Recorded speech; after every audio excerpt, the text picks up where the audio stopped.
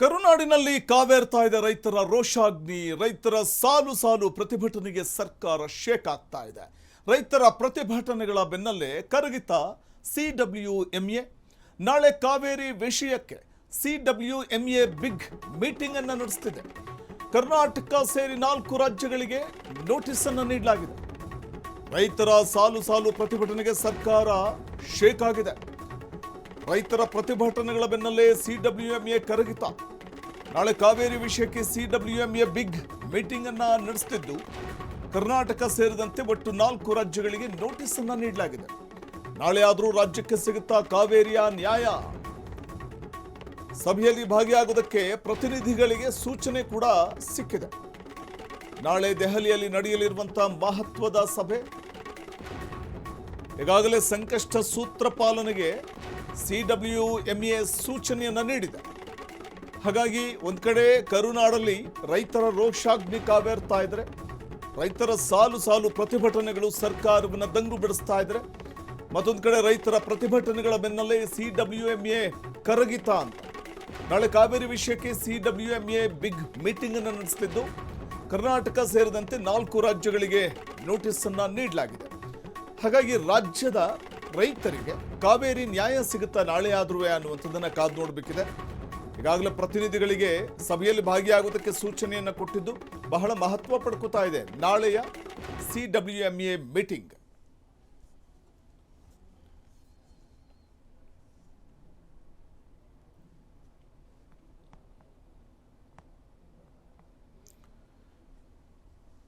ಕಾವೇರಿ ನದಿ ನೀರು ವಿಚಾರಕ್ಕೆ ಸಂಬಂಧಪಟ್ಟಂತೆ ಬಹುಶಃ ರೈತರ ರೋಷಾಗ್ನಿ ಯಾವ ಪರಿ ಇದೆ ಅಂತಂದ್ರೆ, ಈಗಾಗಲೇ ನೀರನ್ನು ಹರಿಬಿಡುವಂಥ ಒಂದು ನಿಟ್ಟಲ್ಲಿ CWRC ಕೊಟ್ಟಂಥ ಒಂದು ಆದೇಶಕ್ಕೆ ತಲೆಬಾಗಿ ಸರ್ಕಾರ ನೀರನ್ನು ಹರಿಬಿಡ್ತಾ ಇರೋದಕ್ಕೆ ಒಂದು ಕಡೆ ರೈತರು, ಕಾವೇರಿ ಕೊಳ್ಳದ ರೈತರ ಆಕ್ರೋಶ ಭುಗಿಲೇಳುತ್ತಾ ಇದೆ. ಸೊ ಹಾಗಾಗಿ ಈ ಪ್ರತಿಭಟನೆ ತೀವ್ರತೆಯನ್ನು ಪಡ್ಕೊಳ್ತಾ ಇದ್ದು, ಮತ್ತೊಂದು ಕಡೆ ಕನ್ನಡ ಪರ ಸಂಘಟನೆಗಳು ಕೂಡ ಪ್ರತಿಭಟನೆ ನಡೆಸುವಂಥ ಒಂದು ನಿಟ್ಟಲ್ಲಿ ಅಖಾಡಕ್ಕೆ ಧುಮುಕುವ ಸಿದ್ಧತೆಗಳನ್ನು ಮಾಡಿಕೊಳ್ತಾ ಇರುವಂಥದ್ದು. ಸಹಜವಾಗಿಯೇ ಸರ್ಕಾರ ಈಗ ಎಚ್ಚೆತ್ತುಕೊಂಡಂತೆ ಕಾಣಿಸ್ತಾ ಇದೆ. ನಿನ್ನೆ ಜಲಸಂಪನ್ಮೂಲ ಸಚಿವರೇ ಹೇಳ್ತಾ ಇದ್ರು, ಸೊ ಸಿಡಬ್ಲ್ಯೂಎಂಎಗೆ ಮೇಲ್ಮನವಿಯನ್ನು ಸಲ್ಲಿಸ್ತೀವಿ ಅಂತ.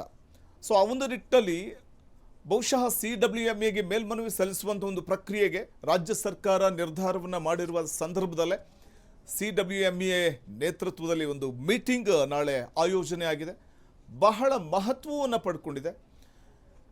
ಕಾವೇರಿ ಕೊಳ್ಳದ ರೈತರ ರೋಷಾಗ್ನಿ ಭುಗಿಲೇಳ್ತಿದ್ದ ಹಾಗೆಯೇ ಸರ್ಕಾರ ಕೂಡ ದಿಗಿಲು ಬಿದ್ದಿರುವಂಥದ್ದು, ಶೇಕ್ ಆಗ್ತಾ ಇರುವಂಥದ್ದು. ಇದರ ನಡುವೆ ನಾಳೆ ಕರೆಯಲಾಗಿರುವಂತಹ ಒಂದು ಮೀಟಿಂಗ್, ಸಿಡಬ್ಲ್ಯೂಎಂಎ ಮೀಟಿಂಗ್ ಮಹತ್ವವನ್ನು ಪಡ್ಕೋತಾ ಇದೆ. ಮತ್ತಷ್ಟು ಮಾಹಿತಿಯನ್ನು ಪಡೆಯೋಣ ಮೈಸೂರಿನ ನಮ್ಮ ಪ್ರತಿನಿಧಿ ರಾಘವೇಂದ್ರ ಅವರಿಂದ. ರಾಘವೇಂದ್ರ, ಒಂದು ಕಡೆ ಕಾವೇರಿ ನದಿ ನೀರು, ಈಗಾಗಲೇ ಕಾವೇರಿ ಜಲಾಶಯದ ನೀರಿನ ಪ್ರಮಾಣ ಎಷ್ಟು ಕಡಿಮೆ ಆಗಿದೆ, ಡೆಡ್ ಸ್ಟೋರೇಜ್ ಹಂತಕ್ಕೆ ತಲುಪಿರುವಂಥ ಸಂದರ್ಭದಲ್ಲಿ ನೀರು ಬಿಡ್ತಾ ಇರೋದಕ್ಕೆ ರಾಜ್ಯ ಸರ್ಕಾರದ ವಿರುದ್ಧ ಯಾವ ರೀತಿ ರೈತರ ಆಕ್ರೋಶ ಇವತ್ತು ಕಂಡುಬಂತು. ಕನ್ನಡ ಪರ ಸಂಘಟನೆಗಳು ಕೂಡ ಈಗ ಬೀದಿಗಿಳಿತಾ ಇವೆ. ಇದರ ನಡುವೆ ಒಂದು ಸಂಕಷ್ಟ ಸೂತ್ರವನ್ನ ಹೆಣೆಯುವಂಥ ಒಂದು ಪ್ರಯತ್ನಕ್ಕೆ ಏನಾದರೂ ಮುಂದಾಗುತ್ತಾ ಸಿಡಬ್ಲ್ಯೂಎಂಎ ಅಂತ? ಹೌದು, ಏನು ಕರ್ನಾಟಕದಲ್ಲಿ ಕಾವೇರಿ ವಿಚಾರ ಬಹಳ ಮುಖ್ಯ ಆಗ್ತದೆ. ಹೀಗಾಗಿ ಈಗ ಏನು CWRC ಕೊಟ್ಟಂತ ಆದೇಶ ಏನಿದೆ ಅದು ಒಂದು ರೀತಿಯ ಸಂಕಷ್ಟ ಸೂತ್ರಕ್ಕೆ ವಿರುದ್ಧವಾಗಿರ್ತಕ್ಕಂಥದ್ದು. ಯಾಕೆಂದ್ರೆ ಈ ಭಾಗದಲ್ಲಿ ಮಳೆ ಆಗಿಲ್ಲ, ಜಲಾಶಯಗಳಲ್ಲಿ ನೀರಿಲ್ಲ, ಯಾವ ಪ್ರಮಾಣದ ಮಳೆ ಆಗ್ಬೇಕಾಗಿತ್ತೋ ಮಳೆ ಆಗಿಲ್ಲ ಅನ್ನುವಂತ ಎಲ್ಲ ವರದಿಗಳು ಕೂಡ CWRC ಮುಂದಿಡ್ಲಾಗಿತ್ತು. ಎಲ್ಲ ವಿವರಗಳನ್ನ ಕೊಟ್ಟಿದ್ದಾರೆ. ಆದ್ರೂ ಸಹ ಕೇವಲ ಈ ತೀರ್ಪಿನ ಆಧಾರದ ಮೇಲೆ ಯಾವ್ಯಾವ ತಿಂಗಳಿನಲ್ಲಿ ಎಷ್ಟೆಷ್ಟು ಪ್ರಮಾಣದ ನೀರನ್ನ ತಮಿಳುನಾಡಿಗೆ ಹರಿಸಬೇಕು ಅಂತೇಳಿ ಒಂದು ಗೈಡ್ ಲೈನ್ಸ್ ಇದೆಯೋ, ಆ ಗೈಡ್ ಲೈನ್ಸ್ ಅನ್ನ ಫಾಲೋ ಮಾಡ್ಲಿಕ್ಕೆ ಮಾತ್ರ CWRC ಮೀಟಿಂಗ್ ಸೀಮಿತವಾಗಿತ್ತು. ಅದರ ಬೆನ್ನಲ್ಲೇ ಯಾವಾಗ 4 TMC ನೀರನ್ನು 15 ದಿನಗಳ ಕಾಲ ಹರಿಸಬೇಕು ಅಂತೇಳಿ CWRC ಆದೇಶ ಮಾಡ್ತೋ, ಆದೇಶ ಮಾಡಿದ ನಂತರ ಏನು ಮೈಸೂರು ಮತ್ತೆ ಮಂಡ್ಯ ಭಾಗದಲ್ಲಿ ರೈತರ ಆಕ್ರೋಶ ಭುಗಿಲೆದ್ದಿದೆ, ವ್ಯಾಪಕ ಪ್ರತಿಭಟನೆ ಆರಂಭ ಆಗಿದೆ. ಇದು ಎಲ್ಲ ಒಂದು ಕಡೆ ಕೇಂದ್ರ ಸರ್ಕಾರದ ಮೇಲೆ ಸಾಕಷ್ಟು ಒತ್ತಡ ಕೂಡ ಬೀಳ್ತಾ ಇದೆ. ಯಾಕೆಂದ್ರೆ ರಾಜ್ಯದಲ್ಲಿ ಕೂಡ ಬಿಜೆಪಿ ಸಂಸದರು ಆಯ್ಕೆಯಾಗಿದ್ದಾರೆ. ಸಹಜವಾಗಿ ಈ ಬಗ್ಗೆ ಈ ಭಾಗದಲ್ಲಿ ಆಗುವಂತ ಪ್ರತಿಭಟನೆ ಮತ್ತೊಂದು ಎಲ್ಲವೂ ಕೂಡ ಕೇಂದ್ರಕ್ಕೂ ಕೂಡ ಒತ್ತಡ ಆಗ್ತದೆ. ಹೀಗಾಗಿ ದಿಢೀರನೆ ಏನು ಈಗಾಗಲೇ CWRC ಏನು ಆದೇಶವನ್ನು ಕೊಟ್ಟಿತ್ತು ಅದರ ಬೆನ್ನಲ್ಲೇ CWMA Kaveri water monitoring authority ಈ ಒಂದು ಅಥಾರಿಟಿಯ ಒಂದು ಸಭೆಯನ್ನ ಮತ್ತೆ ಕರೆಯಲಾಗಿದೆ. ಇದರಲ್ಲಿ 4 ರಾಜ್ಯಗಳ ಪ್ರತಿನಿಧಿಗಳನ್ನ ಆಹ್ವಾನ ಕೂಡ ಮಾಡಲಾಗಿದೆ. ಬಹುಶಃ ಏನು CWRC ಏನು ಒಂದು ಆದೇಶವನ್ನ ಕೊಟ್ಟಿತ್ತು ಅದನ್ನ ರಿವಿಷನ್ ಮಾಡ್ಲಿಕ್ಕೆ, ಅದನ್ನ ಮರುಪರಿಶೀಲನೆ ಮಾಡ್ಲಿಕ್ಕೆ ಅಥವಾ ಇನ್ನೇನಾದರೂ ಸಂಕಷ್ಟ ಸೂತ್ರವನ್ನ ಪಾಲನೆ ಮಾಡ್ಲಿಕ್ಕೆ ಈ ಒಂದು ಸಭೆಯಲ್ಲಿ ಸಾಧ್ಯತೆ ಇದೆ ಅಂತ ಕಾಣಿಸ್ತಾ ಇದೆ. ಎಲ್ಲ ಒಂದು ಕಡೆ ಕರ್ನಾಟಕ ರಾಜ್ಯಕ್ಕೆ ಇದೊಂದು ಸಭೆ ಒಂದು ಆಕರ್ಷಣೀಯವಾಗಿ ಪರಿಣಮಿಸ್ತಾ ಇದೆ. ಬಹುಶಃ ಈ ಒಂದು ಸಭೆಯನ್ನ ರಾಜ್ಯದ ಪ್ರತಿನಿಧಿಗಳು ಬಹಳ ಸಮರ್ಥವಾಗಿ ಬಳಸಿಕೊಂಡು ರಾಜ್ಯದಲ್ಲಿರ್ತಕ್ಕಂಥ ಎಲ್ಲ ನೀರಿನ ಸಮಸ್ಯೆ, ಬೆಳೆ ಸಮಸ್ಯೆ, ರೈತರು ಅನುಭವಿಸ್ತಾ ಇರತಕ್ಕಂಥ ಸಂಕಷ್ಟ ಎಲ್ಲವನ್ನೂ ಕೂಡ ಕರೆಕ್ಟ್ ಸರಿಯಾದಂತ ಮಾಹಿತಿಯನ್ನ ಒದಗಿಸಿದ್ದೇ ಆದ್ರೆ ಎಲ್ಲ ಒಂದ್ ಕಡೆ ಈ ಒಂದು ಸಭೆಯಲ್ಲಿ ಕರ್ನಾಟಕಕ್ಕೆ ನ್ಯಾಯ ಸಿಗುವುದು ಅನ್ನುವಂತ ನಿರೀಕ್ಷೆ ಇದೆ. ಈಗ ರಾಘವೇಂದ್ರ, ಮತ್ತೊಂದು ಕಡೆಯಲ್ಲಿ ರಾಜ್ಯ ಸರ್ಕಾರ ಮೇಲ್ಮನವಿ ಕೂಡ ಸಲ್ಲಿಸೋದಕ್ಕೆ ಮುಂದಾಗ್ತಾ ಇದೆ. ಮೇಲ್ಮನವಿಯಲ್ಲಿ ಯಾವೆಲ್ಲ ವಿಚಾರಗಳನ್ನು CWMA ಅಥವಾ CWRC ಮುಂದೆ ಇಡಬಹುದು, ಅದರ ಜೊತೆಗೆ ಈಗ ಹೋರಾಟವನ್ನು ನಾವು ನೋಡ್ತಾ ಇದ್ದೀವಿ, BJP ಕೂಡ ಹೋರಾಟ ಮಾಡೋದಕ್ಕೆ ಅಂತ ಪ್ಲಾನ್ ರೂಪಿಸ್ತಾ ಇದೆ. ಹೀಗಾಗಿ ಹೋರಾಟಗಳು ಮತ್ತಷ್ಟು ತೀವ್ರವಾಗುವಂತಹ ಸಾಧ್ಯತೆ ಇದೆಯಾ, ಹೇಗೆ ಅಂತ? ಹೌದು, ಏನು ಮೈಸೂರು ಭಾಗದಲ್ಲಿ ಈಗಾಗಲೇ ರೈತ ಸಂಘಟನೆಗಳು, ರೈತರು ಕೂಡ ಬೀದಿಗಿಳಿದು ಹೋರಾಟವನ್ನು ಆರಂಭಿಸಿದ್ದಾರೆ. ಆದರೆ ಇದಕ್ಕೆ ಇನ್ನೂ ಕೂಡ ರಾಜಕೀಯ ಸ್ವರೂಪ ಸಿಕ್ಕಿರಲಿಲ್ಲ. ಈಗಾಗಲೇ ರಾಜ್ಯ ಬಿಜೆಪಿಯವರು CWRC ಆದೇಶ ಹೊರಗಡೆ ಬೀಳ್ತಾ ಇದ್ದಾಗೇನೆ ರಾಜ್ಯ ಸರ್ಕಾರ ಸಮರ್ಥವಾಗಿ ವಾದ ಮಂಡನೆ ಮಾಡಿಲ್ಲ, CWRC ಮುಂದೆ ಸರಿಯಾದಂತ ಮಾಹಿತಿಯನ್ನು ಒದಗಿಸಿಲ್ಲ, ಮನವರಿಕೆ ಮಾಡೋದ್ರಲ್ಲಿ ವಿಫಲವಾಗಿದೆ ಅಂತೇಳಿ ಈ ಒಂದು ವಿಚಾರವನ್ನ ಬಿಜೆಪಿ ಅಸ್ತ್ರವಾಗಿ ಬಳಸಿಕೊಂಡು ರಾಜ್ಯವ್ಯಾಪಿ ಪ್ರತಿಭಟನೆ ಮಾಡ್ಲಿಕ್ಕೆ ಪ್ಲಾನ್ ಮಾಡ್ತಾ ಇರೋ ಹಿನ್ನೆಲೆಯಲ್ಲಿ ಈಗಾಗಲೇ ರಾಜ್ಯ ಸರ್ಕಾರ ವಿಚಾರಕ್ಕೆ ಯಾವುದೇ ಕಾರಣಕ್ಕೂ ಇದಕ್ಕೆ ರಾಜಕೀಯ ಸ್ವರೂಪ ಸಿಗಬಾರದು, ಅದು ಅಸ್ತ್ರವಾಗಬಾರದು ಅಂತೇಳಿ ಸುಪ್ರೀಂ ಕೋರ್ಟ್ ಅಪೀಲ್ ಸಲ್ಲಿಸಲಿಕ್ಕೆ ಈಗಾಗಲೇ ಮುಖ್ಯಮಂತ್ರಿ DK ಶಿವಕುಮಾರ್ ಅವರು ದೆಹಲಿನಲ್ಲಿ ಏನು ರಾಜ್ಯದ ಪರ ಏನು ವಾದ ಮಾಡ್ತಾ ಇರ್ತಕ್ಕಂಥ ವಕೀಲರನ್ನ ಅವ್ರ ಜೊತೆ ಸುದೀರ್ಘ ಸಮಾಲೋಚನೆಯನ್ನ ಕೂಡ ಮಾಡಿದ್ದಾರೆ. ಹಂಗಾಗಿ ಸುಪ್ರೀಂ ಕೋರ್ಟ್ ಅಪೀಲ್ ಹೋಗೋದು ಒಂದ್ ಕಡೆ ಆದ್ರೆ, ನಾಳೆ ಇರುವಂತ ಮೀಟಿಂಗ್ ಅಲ್ಲಿ ಸರಿಯಾದಂತ ವಾದ ಮಂಡನೆ ಮಾಡಿ ಈ ಸಭೆಯಲ್ಲೇ ಒಂದು ತಾತ್ಕಾಲಿಕ ಪರಿಹಾರವನ್ನ ಕಂಡುಕೊಂಡ್ರೆ ಬಹುಶಃ ಸುಪ್ರೀಂ ಕೋರ್ಟ್ ಅಪೀಲ್ ಹೋಗುವಂತದ್ದು ಕಡಿಮೆ ಆಗುತ್ತೆ. ಜೊತೆಗೆ ಏನು ರಾಜ್ಯ ಬಿಜೆಪಿ ಹೋರಾಟ ಮಾಡ್ಲಿಕ್ಕೆ ಪ್ಲಾನ್ ಮಾಡಿತ್ತು, ಆ ಪ್ಲಾನ್ ಕೂಡ ಕ್ಷೀಣಿಸ್ಲಿಕ್ಕೆ ಎಲ್ಲೋ ಒಂದ್ ಕಡೆ ರಾಜ್ಯ ಸರ್ಕಾರ ಮೇಲುಗೈ ಸಾಧಿಸ್ಲಿಕ್ಕೆ ಒಂದು ಅವಕಾಶ ಆಗುತ್ತೆ. ರಾಘವೇಂದ್ರ, ಒಂದ್ ಕಡೆ ಈಗ ಹಾರಂಗಿ ಇರಬಹುದು, ಕಬಿನಿ ಜಲಾಶಯ ಇರಬಹುದು, ಅಥವಾ ಹೇಮಾವತಿ ಜಲಾಶಯ ಮತ್ತೆ KRS, ಸೊ ನೀರು ಎಷ್ಟು ಮಟ್ಟಿಗೆ ಕಮ್ಮಿ ಇದೆ ಸಂಪೂರ್ಣವಾಗಿ, ಮತ್ತು ಕಾವೇರಿ ಕೊಳ್ಳದಲ್ಲಿ ಅಥವಾ ಕೊಡಗು ಭಾಗದಲ್ಲಿ ಮಳೆ ಆಗಿಲ್ಲ, ಇದರ ಒಂದು ದೊಡ್ಡ ಮಟ್ಟದ ಹೊಡೆತ ಈ ಮೈಸೂರು, ಮಂಡ್ಯ, ರಾಮನಗರ ಮತ್ತು ಬೆಂಗಳೂರಿನ ಜನತೆಗೆ ತಡ್ತಾ ಇದೆ ಅನ್ನುವಂಥದ್ದು ಗೊತ್ತಿರುವಂಥ ವಿಚಾರ. ಅಂದರೆ ವಾಸ್ತವ ಸ್ಥಿತಿಗತಿಯನ್ನು ಮನವರಿಕೆ ಮಾಡಿಕೊಡುವಂಥ ಒಂದು ನಿಟ್ಟಿನಲ್ಲಿ ಪ್ರತಿನಿಧಿಗಳು ವಿಫಲರಾದರ ಬಹುಶಃ ಇದುವೇ ಒಂದು ರೀತಿಯಲ್ಲಿ CWRC ಆದೇಶಕ್ಕೆ ಕಾರಣ ಆಗೋಯ್ತಾ ಅಂತ? ಹೌದು, ಎಲ್ಲ ಒಂದು ಕಡೆ ಈ ರೀತಿಯ ಅಧಿಕಾರಿಗಳ ಒಂದು ಮಾಹಿತಿ ಕಲೆ ಹಾಕಿ ಸಮರ್ಪಕವಾಗಿ ವೈಜ್ಞಾನಿಕ ರೀತಿಯಲ್ಲಿ ಏನೆಲ್ಲ ಮಾಹಿತಿಗಳನ್ನ ಒದಗಿಸ್ಬೇಕಾಗಿತ್ತೋ ಒದಗಿಸೋದ್ರಲ್ಲಿ ಎಲ್ಲ ಒಂದ್ ಕಡೆ ಎಡವಿದೆಯಾ ಅಂತ ಅನುಮಾನ ಕೂಡ ಇದೆ. ಯಾಕೆಂದ್ರೆ ಸಭೆಯಲ್ಲಿ ಭಾಗವಹಿಸಿದ್ದವರು ಕೆಲವೇ ನಮ್ಮ ರಾಜ್ಯದ ಕೆಲವೇ ಹಿರಿಯ ಅಧಿಕಾರಿಗಳು ಮಾತ್ರ ಭಾಗವಹಿಸ್ತಿರ್ತಾರೆ. ಹಂಗಾಗಿ ಅವರ ಮಟ್ಟಕ್ಕೆ ಅವ್ರು ಏನೇನೆಲ್ಲ ಮಾಹಿತಿಗಳನ್ನ ಕೊಟ್ಟಿದ್ರು ಅನ್ನುವಂಥದ್ದನ್ನ ಕೂಡ ಈವರೆಗೆ ಮಾಹಿತಿ ಬಹಿರಂಗಗೊಂಡಿಲ್ಲ. ಓಕೆ ರಾಘವೇಂದ್ರ, ಮತ್ತೆ ನಿಮ್ಮನ್ನ ಸಂಪರ್ಕಿಸ್ತೀವಿ. ಇದಕ್ಕೆ ಸಂಬಂಧಪಟ್ಟಂತೆ ಮಾತನಾಡೋದಕ್ಕೆ ಸುಪ್ರೀಂ ಕೋರ್ಟ್ ವಕೀಲರಾಗಿರುವಂತಹ ಸಂಕೇತ್ ಅವರು ಫೋನ್ ಸಂಪರ್ಕದಲ್ಲಿ ಜಾಯ್ನ್ ಆಗಿದ್ದಾರೆ. ಸಂಕೇತ್ ಸರ್, ನಮಸ್ಕಾರ. ನಮಸ್ಕಾರ. ಈಗ CWMA ಎಲ್ಲ ಒಂದು ಕಡೆಯಲ್ಲಿ ಸ್ವಲ್ಪ ಮೃದು ಧೋರಣೆ ತೋರ್ತಾ ಇದೆ ಸರ್, ಮತ್ತೊಂದು ಕಡೆಯಲ್ಲಿ ಮೇಲ್ಮನವಿ ಕೂಡ ಸಲ್ಲಿಕೆ ಮಾಡ್ತೀವಿ ಅಂತ ಹೇಳ್ತಾ ಇದ್ದಾರೆ. ಹೋರಾಟಗಳು ತೀವ್ರವಾಗ್ತಾ ಇದೆ ಸರ್. ಏನು ಸಲಹೆ ಕೊಡಬಹುದು ರಾಜ್ಯ ಸರ್ಕಾರಕ್ಕೆ, ಯಾವ ರೀತಿ ಮುಂದುವರಿಬಹುದು ರಾಜ್ಯ ಸರ್ಕಾರ? ವಾಸ್ತವಾಂಶ ಅಂತಂದ್ರೆ ಈಗ ರಾಜ್ಯದಲ್ಲಿ ಮಳೆ ಕೊರತೆ ಇದೆ, ಜಲಾಶಯಗಳ ಮಟ್ಟ ಕನಿಷ್ಠ ಮಟ್ಟಕ್ಕೆ ಶೇಖರಣೆ ಆಗಿದೆ ನೀರಿನ ಮಟ್ಟ. ಈಗ ಜಲಾಶಯಗಳಲ್ಲಿ ನೀರಿನ ಸಂಗ್ರಹಣೆ ಕನಿಷ್ಠ ಮಟ್ಟದಲ್ಲಿದ್ದಾಗ ಮುಂಗಾರು ವೈಫಲ್ಯದಿಂದ ಯಾವುದೇ ಹೆಚ್ಚು ನೀರು ಲಭ್ಯವಿಲ್ಲ ಅಂತ ಅನ್ನೋದು ಇದು ಖಾತ್ರಿ ಆದಾಗ, ಅದು ವಾಸ್ತವಾಂಶ ಇದ್ದಾಗ, ಮತ್ತೆ ಈಗ ಶೇಖರಣೆ ಆಗಿರೋ ಪ್ರಮಾಣ ಎಲ್ಲಿಗಿದೆ ಅಂದ್ರೆ ಈಗ ಡೆಡ್ ಸ್ಟೋರೇಜ್ಗಿಂತ ಸ್ವಲ್ಪ ಮಟ್ಟಕ್ಕೆ ಮಾತ್ರ ಜಾಸ್ತಿ ಇರೋದ್ರಿಂದ ಇದು ಇಂಥ ಪರಿಸ್ಥಿತಿಯಲ್ಲಿ ನೀರು ಬಿಡುಗಡೆ ಮಾಡೋದು ಅಥವಾ ಅದಕ್ಕೆ ಒತ್ತಾಯಿಸೋದು ಮೇಲ್ಭಾಗದ ಕಾವೇರಿ ಕೊಳ್ಳದ ಕೃಷಿ ಬೆಳೆಗಳು ಮತ್ತು ಅಂತರ್ಜಲದ ಮಟ್ಟದ ಮೇಲೆ ತೀವ್ರವಾಗಿ ಪರಿಣಾಮ ಬೀರ್ತದೆ. ಸೈಂಟಿಫಿಕ್ ನಾನು ಹೇಳ್ತಾ ಇರೋದು, ಹಾಗೂ ಇದು ಲಾಜಿಕಲ್ ಥಿಂಕಿಂಗ್ ಇದು ನಾನು ಹೇಳ್ತಾ ಇರೋದು. ಇದು ಒಂದು.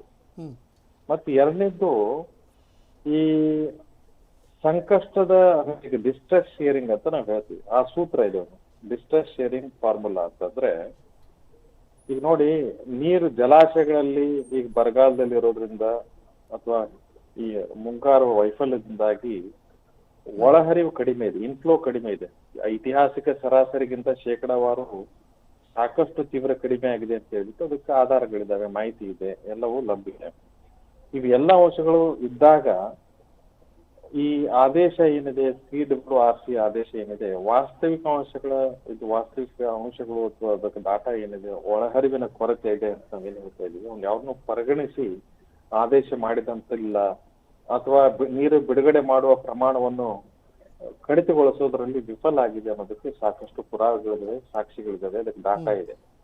ಇವೆಲ್ಲವನ್ನು ಅದ್ರ ಮುಂದೆ ಇಡ್ಬೇಕಾಗುತ್ತೆ. ಸಂಕೇತ್ ಅವರೇ, ಈಗ ಇದು ಇನ್ನೊಂದು ಒಂದ್ ಮಾತು ಹೇಳ್ಬಿಡ್ತೇನೆ ಇದ್ರಲ್ಲಿ. ಹೈಡ್ರೋಲಾಜಿಕಲ್ ಫಾರ್ಮುಲಾ ಅಂತ ಹೇಳ್ತೇನೆ, ಹೈಡ್ರೋಲಾಜಿಕಲ್ ರಿಯಾಲಿಟಿ.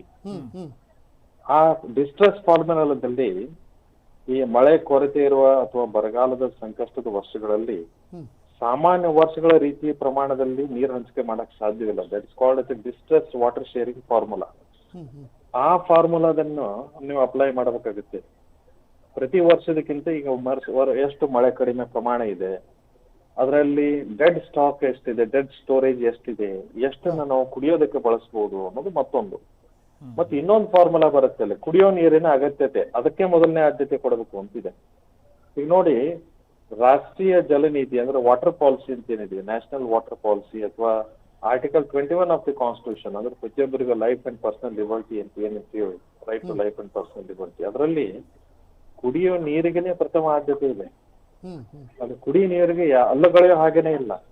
ಅದನ್ನೆಲ್ಲ ವಿಚಾರ ಮಾಡಿದ್ರೆ ಕಾವೇರಿ ಕೊಳ್ಳದ ಜಲಾಶಯಗಳಲ್ಲಿ ಅಂದ್ರೆ KRS ಆಗಿರ್ಬೋದು, ಕಬಿನಿ ಆಗಿರ್ಬೋದು, ಹೇಮಾವತಿ ಆಗಿರ್ಬೋದು, ಹಾರಂಗಿ ಆಗಿರ್ಬೋದು, ಈ ನೀರು ಏನಿದೆ ಇಲ್ಲ, ಇದು ಬೆಂಗಳೂರು, ಮೈಸೂರು ಮತ್ತು ಇನ್ನಿತರ ನಗರಗಳಿಗೆ ಮತ್ತು ಗ್ರಾಮೀಣ ಪ್ರದೇಶಗಳಿಗೆ ಕುಡಿಯುವ ನೀರಿನ ಪೂರೈಕೆಗೂ ಸಾಕಾಗೋದಿಲ್ಲ. ಹಾಗಾಗಿ ಕೃಷಿ ಮತ್ತು ಇತರ ಉದ್ದೇಶಗಳಿಗಾಗಿ ನೀರು ಹರಿಸಿದ್ರೆ, ತಮಿಳುನಾಡಿಗೆ ಹರಿಸಿದ್ರೆ ಸಾಕಷ್ಟು ಕುಡಿಯುವ ನೀರಿನ ಅಭಾವ ಉಂಟಾಗದೆ ಜನರಿಗೆ ಬದುಕೋ ಹಕ್ಕುಗಳಿಗೆ ತೊಂದರೆ ಕೊಟ್ಟಂಗಾಗ್ತದೆ ಅಥವಾ ಮೊಟಕುಗೊಳಿಸಿದಂಗಾಗ್ತದೆ. ಈ ಎಲ್ಲಾ ವಿಚಾರಗಳನ್ನು ಗಮನ ಹರಿಸಿ ಈ ನಿಟ್ಟಿನಲ್ಲಿ ಅಪೀಲನ್ನು ಸಲ್ಲಿಸಬಹುದು. ಬಹುಶಃ ತಮಿಳುನಾಡು ಈಗ ತಮಿಳುನಾಡು ಏನಿದೆ, ಅದು ವಾಸ್ತವಿಕ ಅಗತ್ಯತೆಯ ತಪ್ಪು ಮಾಹಿತಿ ಕೊಟ್ಟಿದೆ. ಅಂದ್ರೆ ಅಗತ್ಯತೆ ಇದೆ ಅಂತ ಏನ್ ಕೊಟ್ಟಿದೆ ಅಥವಾ ವಾಸ್ತವಾಂಶದ ಬಗ್ಗೆ ಅದ್ರ ಏನ್ ಮಾಹಿತಿ ಕೊಟ್ಟಿದೆ ಅಂತ ನಾವೇನ್ ಹೇಳ್ತೀವಿ, ಅಥವಾ ಈ CWMA ಕನ್ಸಿಡರ್ ಮಾಡಿದೆ ಅದಕ್ಕೆ ಅಗತ್ಯತೆ ಇದೆ, ಎಲೆಕ್ಟ್ರಿಸಿಟಿ ಇದೆ ತಮಿಳುನಾಡಿಗೆ ಏನ್ ಕೊಟ್ಟಿದೆ ಇಲ್ಲ, that is far away from reality, actual reality ಅಂತ ನಾವು ಹೇಳ್ತೇವೆ. ಯಾಕಂದ್ರೆ ಕಾವೇರಿಯ ಕೆಳಭಾಗದಲ್ಲಿ ಬಿದ್ದ ಮಳೆ ಸ್ಥಳೀಯ ಒಳಹರಿವು ಮತ್ತು ತಮಿಳುನಾಡಿನ ಮೆಟ್ಟೂರು ಜಲಾಶಯದಲ್ಲಿರುವ ಪ್ರಸ್ತುತ ನೀರಿನ ಶೇಖರಣೆಯನ್ನು ಸಮಿತಿಯು ಸರಿಯಾಗಿ ಯಾವತ್ತೂ ಪರಿಗಣನೆ ಮಾಡಿಲ್ಲ ಇಲ್ಲಿವರೆಗೆ. ಯಾಕಂದ್ರೆ ಈ ಕೆಳಭಾಗದ ಹಂತವನ್ನು ನೀವು ಪರಿಶೀಲನೆ ಮಾಡಿದ್ರೆ ಅಲ್ಲಿ ಜಾಸ್ತಿ ಮಳೆ ಆಗಿದೆ, ಈ ಮೇಲ್ಭಾಗದಲ್ಲಿ ಮಾಡಿದ್ರೆ ಇಲ್ಲ. ಹಾಗಾಗಿ ಈ ತಮಿಳುನಾಡಿನ ಮೆಟ್ಟೂರು ಜಲಾಶಯದಲ್ಲಿರುವ ಪ್ರಸ್ತುತ ನೀರಿನ ಶೇಖರಣೆ ಏನಿದೆ ಅದನ್ನ ಮತ್ತು KRS ನಲ್ಲಿ ಇರುವಂತ ಪ್ರಮಾಣವನ್ನು ನೀವು ಕಂಪೇರ್ ಮಾಡಿದ್ರೆ ಆ ನೈಜಾಂಶ ಏನಿದೆ ಅಲ್ಲ ಅದನ್ನ ಈ ಸಮಿತಿ ಸರಿಯಾಗಿ ಪರಿಗಣನೆ ತೆಗೆದುಕೊಂಡಿಲ್ಲ. ಹಾಗಾಗಿ ತಮಿಳುನಾಡಿನಲ್ಲಿ ನೀರಿನ ಶೇಖರಣೆ ಆಗಿಲ್ಲ ಅನ್ನೋದಾಗ್ಲಿ, ಮೆಟ್ಟೂರಿನಲ್ಲಿ, ಅಥವಾ ಅದು ಸತ್ಯಕ್ಕೆ ದೂರವಾಗಿರುವಂತ ಮಾಹಿತಿ ಅಥವಾ ಸುಳ್ಳು ಮಾಹಿತಿ ಅಥವಾ ತಪ್ಪು ಮಾಹಿತಿ, ಅದನ್ನ ಸರಿಯಾಗಿ ತರ್ಕಕ್ಕೆ ಒಳಪಡಿಸಿಲ್ಲ ಸಮಿತಿ ಅಂತ ನನ್ನ ಅಭಿಪ್ರಾಯ. ಈ ಎಲ್ಲಾ ಕಾರಣಗಳನ್ನ ಇಟ್ಕೊಂಡು ನೈಜತೆಯ ಅಥವಾ ನೈಜ ಪರಿಸ್ಥಿತಿಯ ಸಮರ್ಪಕವಾಗಿ ಅದನ್ನ ಅರ್ಥ ಮಾಡಿಸುವಂತ ಜವಾಬ್ದಾರಿ ಕರ್ನಾಟಕ ಸರ್ಕಾರಕ್ಕಿದೆ. CWRC ಎದುರುಗಡೆ ಈ ವಿಚಾರಗಳನ್ನು ಸಂಪೂರ್ಣವಾಗಿ ಕನ್ವಿನ್ಸ್ ಮಾಡಿದಲ್ಲಿ, ಮನವರಿಕೆ ಮಾಡಿದಲ್ಲಿ, ವಾಸ್ತವಾಂಶ ಮುಂದೆ ತೆರೆದಿಟ್ಟಲ್ಲಿ ರಾಜ್ಯಕ್ಕೆ ನ್ಯಾಯ ಸಿಗುವ ಲಕ್ಷಣಗಳು ಜಾಸ್ತಿ ಇದಾವೆ ಅಂತ ನನ್ನ ಅಭಿಪ್ರಾಯ. ಸಂಕೇತ್ ಅವರೇ, ಬಹುಶಃ ನಾಳೆಯ CWMA ಅಂದ್ರೆ ಪ್ರಮುಖವಾಗಿ ನಾವು ಗಮನಿಸ್ತಾ ಹೋದ್ರೆ ತಮಿಳುನಾಡಿಗೆ ನೀರು ಹರಿಬಿಡಬೇಕು ಅನ್ನುವಂಥ ಒಂದು ವಿಚಾರದಲ್ಲಿ ಮತ್ತು ಇಲ್ಲಿರುವಂತಹ ಒಂದು ಡೆಡ್ ಸ್ಟೋರೇಜ್ ಹಂತ ತಲುಪಿರುವಂತಹ ಜಲಾಶಯಗಳ ನೀರಿನ ಮಟ್ಟ ಇದೆಲ್ಲವನ್ನೂ ಕೂಡ ಮನವರಿಕೆ ಮಾಡಿಕೊಟ್ರೆ ಒಂದು ಆಶಾದಾಯ ಬೆಳವಣಿಗೆ ಏನಾದರೂ ನಿರೀಕ್ಷೆ ಮಾಡಬಹುದಾ? ಮತ್ತೆ ತಮಿಳುನಾಡಿಗೆ ಇಂತಿಷ್ಟು ಪ್ರಮಾಣದಲ್ಲಿ ನೀರು ಹರಿಸಿ ಅಂತ ಹೇಳ್ತಾ ಇರೋದ್ರಿಂದ CWRC ಅದಕ್ಕಿಂತ ಕಡಿಮೆ ಪ್ರಮಾಣದಲ್ಲಿ ನೀರು ಹರಿಸಿ ಅಂತ ಹೇಳ್ಬೋದು, ಅಥವಾ ನೀರು ಬಿಡ್ಲಿಕ್ಕೆ ಸಾಧ್ಯನೇ ಇಲ್ಲ, ಕುಡಿಯೋದಕ್ಕೆ ನೀರು ಬೇಕು ಅಂತಂದಾಗ ಹರಿಬಿಡ್ಲೇಬೇಕು ತಮಿಳುನಾಡಿಗೆ ಅನ್ನುವಂಥ ಅಗತ್ಯ ಏನೂ ಇಲ್ಲ. ಸೊ ಆ ರೀತಿಯ ಒಂದು ನಿರೀಕ್ಷೆ ಏನಾದರೂ ನಾವು ಇಟ್ಕೊಳ್ಬಹುದಾ ಅಂತ ನಾಳಿನ ಮೀಟಿಂಗ್ನಲ್ಲಿ?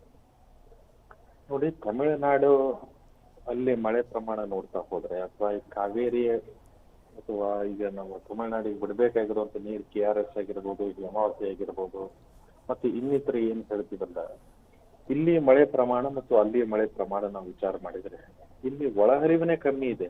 ಮಳೆ ಪ್ರಮಾಣ ಕಡಿಮೆ ಆಗಿತ್ತು. ಇದು ಒಂದು. ಆ ನಂತರ ಇಲ್ಲಿ ಕುಡಿಯೋ ನೀರಿನ ಅಗತ್ಯತೆ ತುಂಬಾ ಇದೆ, ಅದಕ್ಕಾಗಿನೇ ಜಾಸ್ತಿ ಅದಕ್ಕೆ ಬಳಕೆ ಆಗ್ತಾ ಇರೋದು.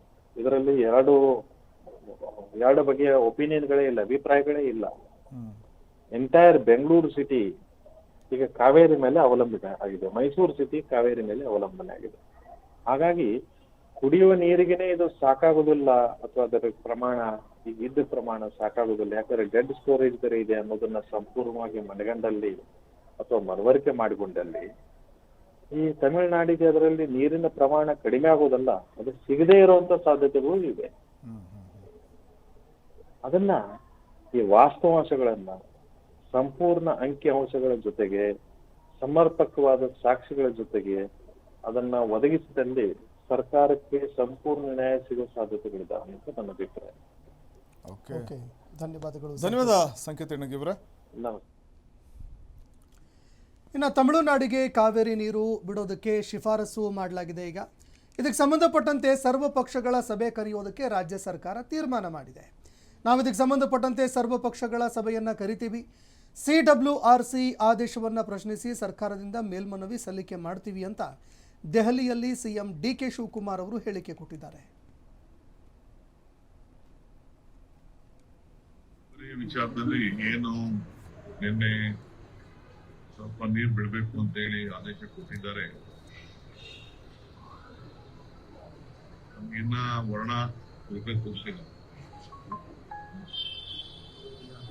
2 ಬಾರಿ ಅವರು ರಿಕ್ವೆಸ್ಟ್ ನ ರಿಜೆಕ್ಟ್ ಮಾಡಿದ್ರು.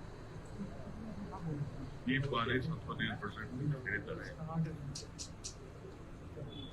ನಾನು ಆರ್ಡರ್ನ ಅಪೀಲ್ ಮಾಡಲಿಕ್ಕೆ ನಮ್ಮ ಮಂತ್ರಿಗಳು ರಾಮಲಿಂಗಾರೆಡ್ಡಿ ಅವರು ಮತ್ತು ಎಲ್ಲ ಅಧಿಕಾರಿಗಳನ್ನ ಚರ್ಚೆ ಮಾಡಿದ್ದೇನೆ. Against the order we are appealing. ಆಮೇಲೆ ನಾವು ತೀರ್ಮಾನ ಮಾಡ್ತೀವಿ. ಅದಾದ್ಮೇಲೆ ನಾನು ಮೋಷನ್ ಪಾರ್ಟಿ ಲೀಡರ್ಸ್ ಕೂಡ ನಾನು ಬೆಂಗಳೂರು ಹೋದ್ಮೇಲೆ ಮಾತಾಡಿ